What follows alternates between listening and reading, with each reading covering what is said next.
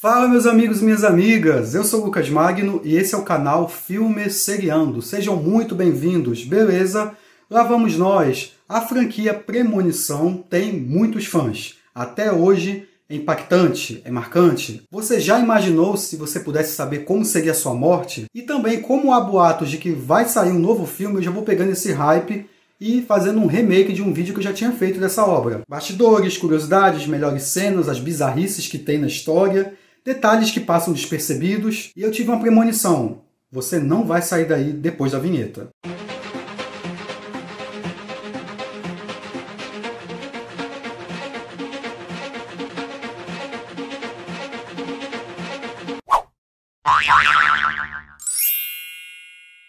Final Destination, ou Premonição, de 2000. A direção é do James Wong. Ele co-escreveu o roteiro ao lado do Glenn Morgan e do Jeffrey Reddick. A ideia começou como um roteiro para um episódio da série Arquivo X. Aí o escritor Jeff Reddick gostou tanto da ideia que decidiu transformar num longa-metragem. Aí o James Wong e o Glenn Morgan ajudaram a estender esse roteiro. Eles enviaram para New Line Cinema e 5 anos depois lançaram o filme. O filme teve 4 sequências e é considerado aí uma franquia de terror mais bem lucrativa. O Reddick se inspirou para escrever o roteiro numa reportagem que ele viu de uma mulher que ia embarcar num voo. Aí ela recebeu um telefonema da mãe dizendo que tinha um mau pressentimento sobre o avião. O voo que a mulher deveria estar caiu. O script de Arquivo X se chamaria Flying 180. O agente Mulder e Scully iriam investigar esse misterioso grupo de alunos de uma escola que saiu do voo antes dele explodir. Os alunos e professores sobreviventes seriam mortos de formas bizarras em acidentes igualmente bizarros. E o FBI iria se envolver. Tem inspiração também num filme chamado O Único Sobrevivente, de 1984. Uma mulher única sobrevivente de um desastre de avião passa a ser atormentada por visões de pessoas que aparentemente estão mortas, enquanto todos acham que ela está com a síndrome do único sobrevivente. Ela acredita que deveria ter morrido no avião, por isso está sendo perseguida pelos mortos. O Glenn Morgan também colocou no roteiro algo que ele viveu no aeroporto de Vancouver. Enquanto estava esperando o voo, começou a tocar uma música do John Denver. Para quem não sabe, era um grande cantor ali dos anos 70,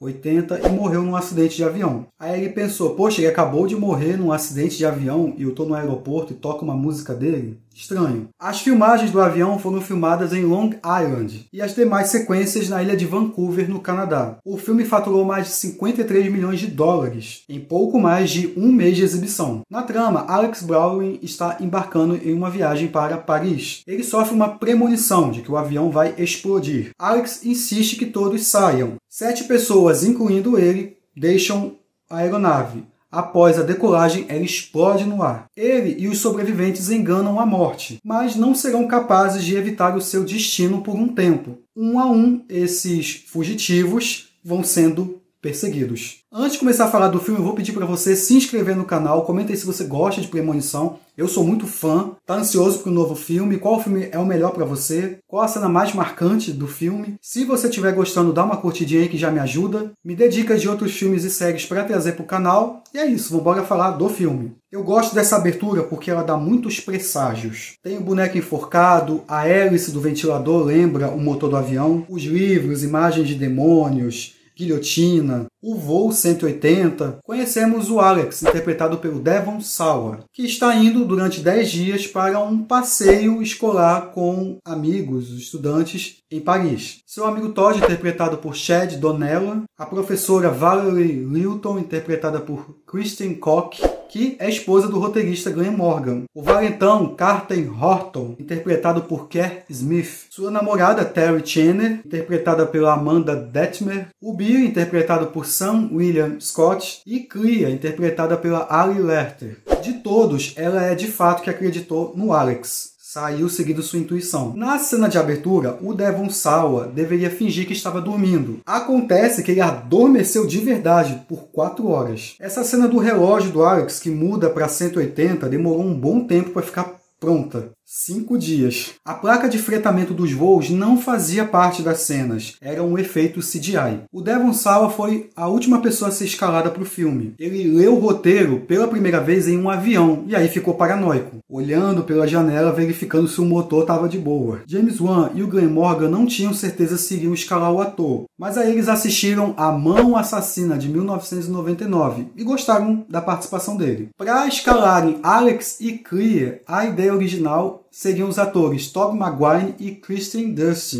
o Homem-Aranha e a Mary Jane anos depois. Não se sabe se o Alex é sensitivo, então no aeroporto ele já tem muitos presságios. O cara entregando panfletos de que vamos para a eternidade, número 666, a música do John Denver. A mulher no check-in no aeroporto diz ao Alex que o avião sai às 9h25, que é o mesmo dia do seu aniversário, 25 de setembro. Quando ele está no avião, ele se senta no assento 1, que é a 9ª letra do alfabeto, e a linha 25. A maioria dos nomes dos personagens são homenagens a diretores de filmes de terror em preto e branco. Terry Chaney, Lon Chaney. Todd Wagner, o diretor George Wagner. Alex Browning, o diretor Todd Browning. Larry Murnau, o diretor F.W. Murnau. Ele dirigiu Nosferatu, de 1922. O agente Schreck, Max Schreck, dirigiu O Vampiro, de 32. Howard Siegel, Don Siegel, e dirigiu Perseguidor Implacável, de 71. Billy Hitchcock, Alfred Hitchcock. Valerie Lilton, que é uma produtora de filmes de terror, a Val Lilton. Dentro do avião, o Alex troca de lugar com duas meninas ali que ele e o Todd estavam de olho. O avião decola e logo em seguida explode. Só que era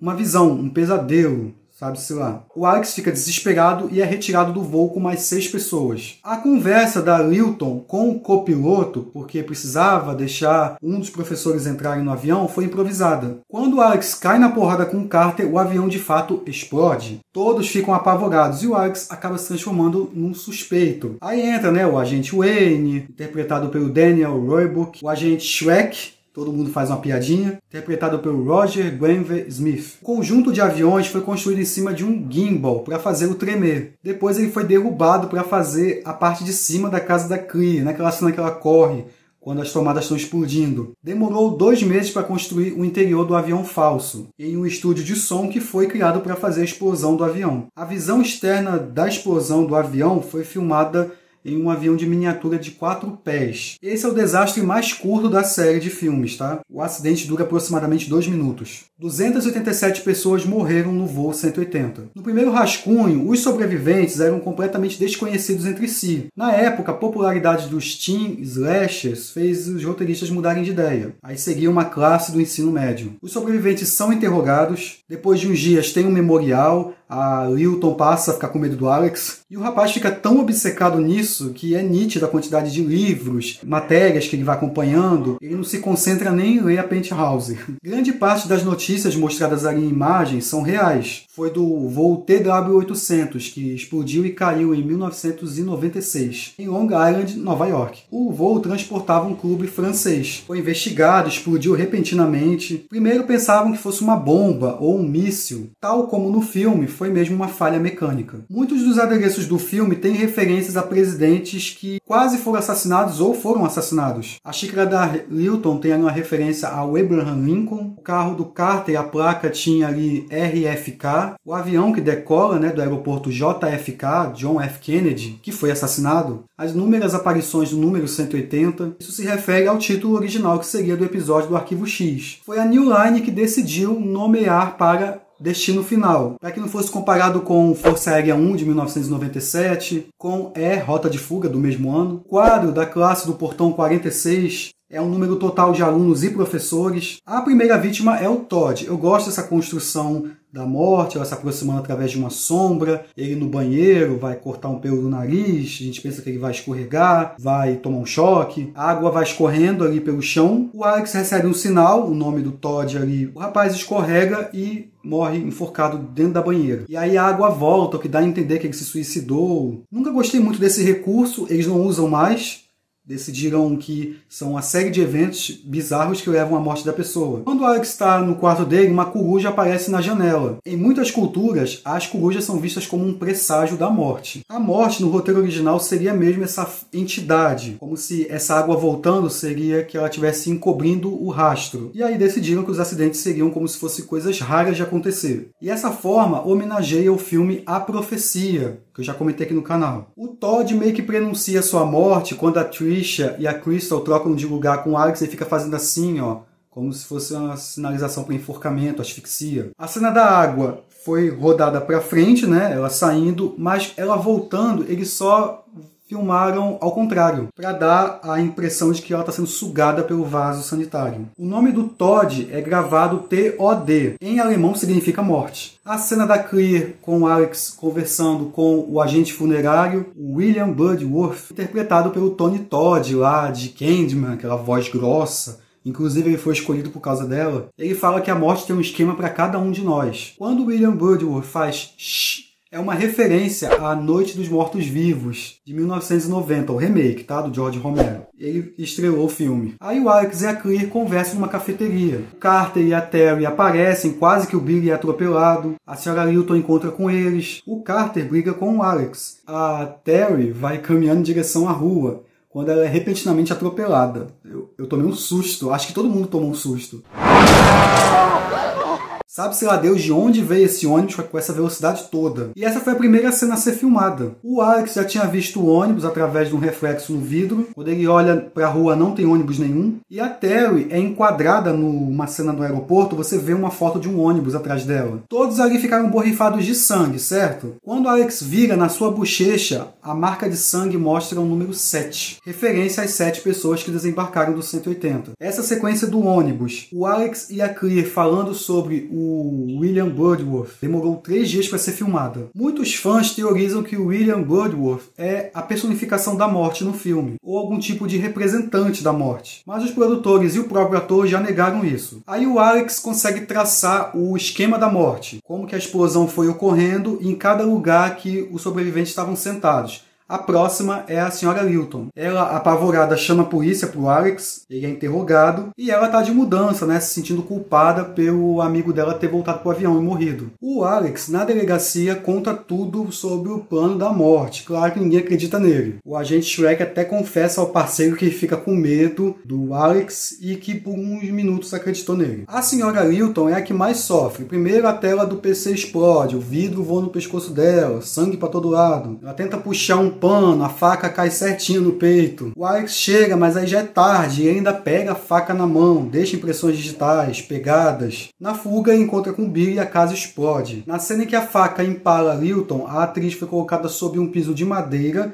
e feito um corpo deitado de silicone por cima. E aí, claro, a faca caiu sem ferir a atriz. O pedaço de vidro voando no pescoço dela foi feito de trás para frente. A linha que eles puxam o vidro foi tirada digitalmente. Enquanto ela está ali examinando a fumaça no monitor, tem uma imagem lá atrás de um punhal no vitral, dá para perceber, e você já vê que é um presságio do que vai acontecer com ela. No caminho da casa da Lilton, o Alex vê as cinzas voando sobre ele, o que representa aí fogo. O exterior da casa da professora foi construído em 5 dias. Os moradores de Vancouver não queriam que eles destruíssem, porque ela ficou bem estilosa. Os personagens de Final Destination morrem através de um efeito, tá? Máquina de Ruby Goldberg. É um dispositivo que é explicado como se fosse uma reação em cadeia. Como as armadilhas lá do Esqueceram de Mim, dos Jogos Mortais, algo que o personagem faz que culmina numa série de eventos até sua morte. A Clear procura o Alex, aí fala da morte do pai. Essa cena é para estabelecer uma conexão entre eles. Essa cena aí foi gravada numa praia real. Aí colocaram algumas árvores para parecer que a atriz, ao encontro dele, está num labirinto. Tem 2 cenas deletadas aqui. A conversa entre os dois na praia, e aí eles têm uma relação sexual. E a segunda é a Clear fazendo um teste que confirma que ela está grávida. Então Carter, Clear, Billy e o Alex seguem de carro. O Alex, ao invés de dizer quem é o próximo, fica calado. O Carter pira o cabeção, começa a correr igual um maluco. O Alex tem um sinal de ver o trem, e aí o carro vai parar na linha do trem, ele vem se aproximando,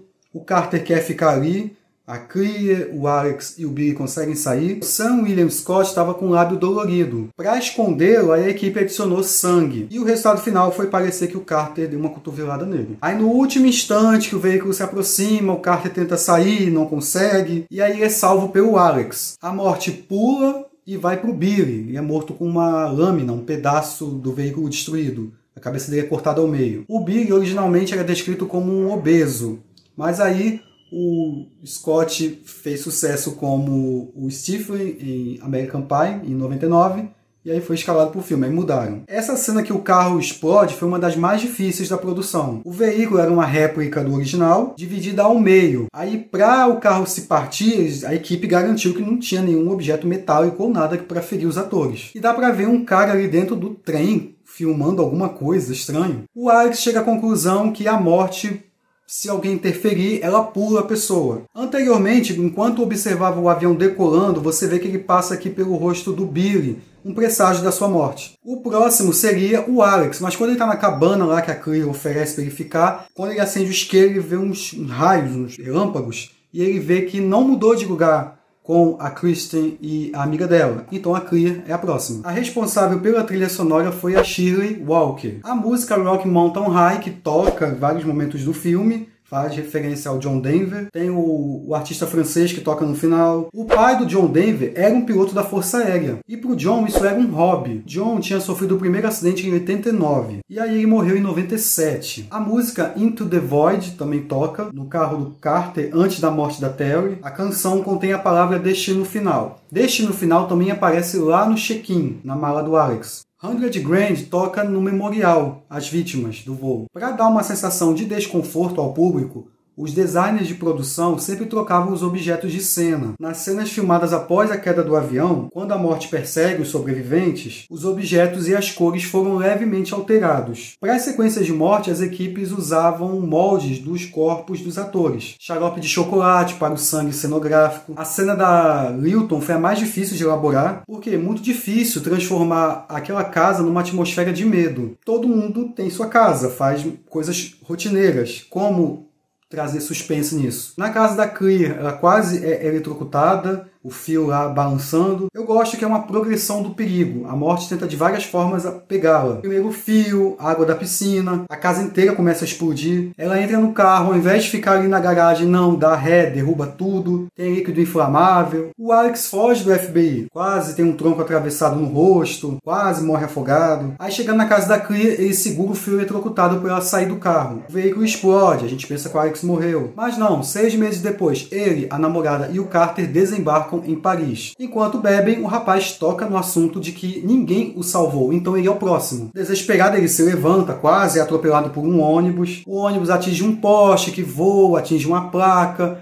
Na hora que a placa vai acertar o Alex, o Carter o salva. E aí o Carter quer saber quem é o próximo, e a placa volta e o esmaga. Eu acho esse final sensacional. No neon, aparece ali mais ou menos um 18 e um O, que combina 180. O Alex quase morreu 7 vezes aqui. Atropelado por um trem, eletrocutado na casa da Clear, quase empalado no rosto, quase afogado, o ônibus agora e a placa. Tem o final alternativo do Alex todo queimado, morrendo ali na cena da casa da Clear. A Clear dá a luz ao filho dele. Ela e o Carter visitam o túmulo do Alex. Eu achei melhor ter descartado mesmo. O título em chinês se traduz O Deus da Morte Vem. Na Coreia do Sul ele é simplesmente intitulado Destination. Esse filme foi lançado antes do 11 de setembro de 2001. Se tivesse sido lançado depois da data, com certeza não iria rolar, porque iam fazer alusão ao acidente, aos terroristas. A cena da explosão do voo 180 entrou na lista dos melhores desastres em ficção de todos os tempos. Tivemos a sequência Premonição 2 de 2003, Premonição 3 de 2006, Premonição 4 de 2009 e Premonição 5 de 2011. Eu assisti pela primeira vez com a minha mãe e fiquei com um cagaço danado, imaginando como seria a minha morte. Tudo ao redor se torna uma ameaça. A morte é uma entidade, não dá pra escapar. As atuações assim não são dignas de Oscar. Eu até gosto dos personagens, o ritmo, a direção do James Wong. As mortes são bem elaboradas, tem alguns erros de lógica, furos. É isso aí, pessoal. Isso que foi Premonição. Espero que vocês tenham gostado. Se eu esqueci alguma curiosidade, comenta aí também. Aproveita mais uma vez, se inscreva no canal, ativa o sininho para não perder nada. Se você gostou do vídeo, dá uma curtidinha que vai me ajudar bastante. Se possível, compartilhe para aquele fã de Premonição. Vou deixar minhas redes sociais aqui embaixo, mais 2 vídeos aqui do lado também. E é isso, a gente se vê